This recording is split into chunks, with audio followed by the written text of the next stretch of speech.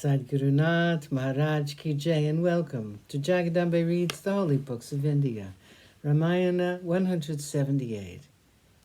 As you may remember, Shurpanakha wanted to eat Sita and marry Rama.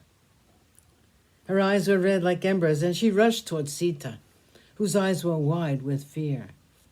Rama could not bear to see Sita frightened of the dreadful Rakshasi. He held her back and said, "Child Lakshman, I realize that it's wrong to sport with wicked people. Take care that Sita is not harmed. This Rakshasi has got to be punished. Maim her and send her away." Lakshman promptly took his sword and he snipped off the tips of the nose and the ears of Shurpanakha. Screaming with pain, Shurpanakha ran into the forest. To them, her screams sounded like the rumblings of the rain clouds. She reached Janastana soon. Janastana, which was the place where the Rakshasas lived. She fell at the feet of her brother Kara, and her fall made the sound like thunder. Kara saw her drenched in blood, and he saw that she was in great pain. He did not know what happened. He was furious with the persons who had hurt her, and he asked her, "Rouse yourself, my dear sister. Tell me what happened. Who has to be punished for this outrage? It seems to me this person is as foolish as a man who teases with his fingers a poisonous cobra, which is sleeping.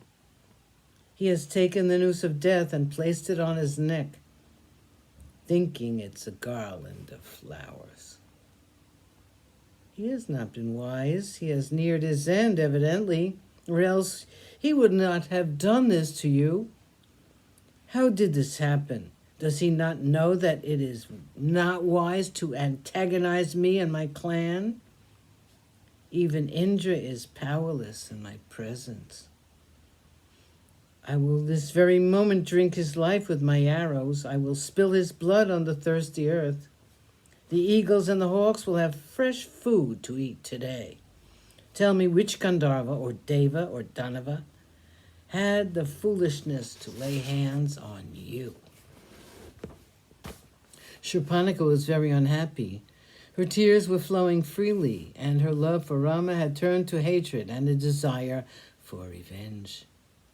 But her words betrayed her real feelings. She said, "My dear brother, how is it you have not heard about the newcomers to Dandaka?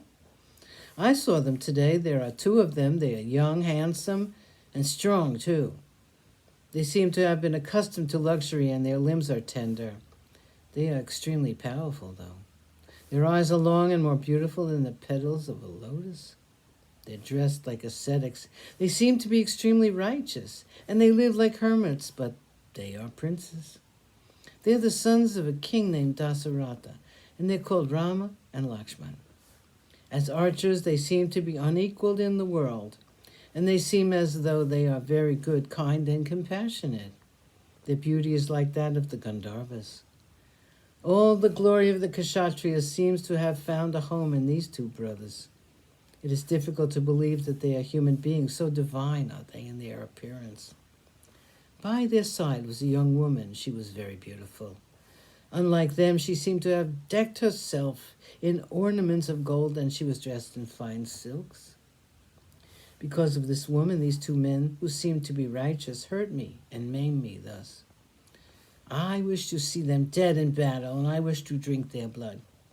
If you cannot help me to have my revenge, I will myself go and fight with them." Kara was naturally angry with these 2 strangers to Dandaka, who had the audacity to touch his sister. He called for 14 of his men and instructed them, "Go into the forest, Dandaka. There are, I am told, 2 men dressed in tree bark and deerskin like ascetics. They have a woman with them, and they are dwelling in the Dandaka forest. They are armed with bows and arrows, which belie their garb.